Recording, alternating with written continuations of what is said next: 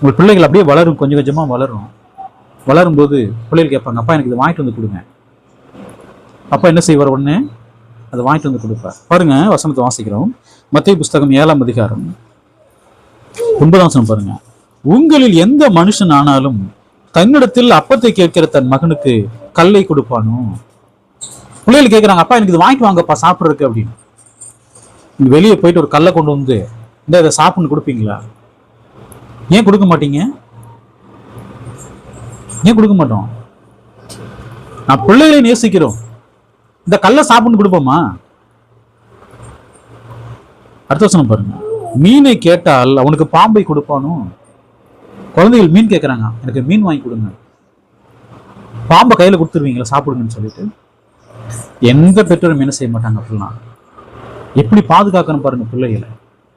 வேண்டியதெல்லாம் நம்ம என்ன செய்யறோங்க அந்த பிள்ளைகளுக்கு?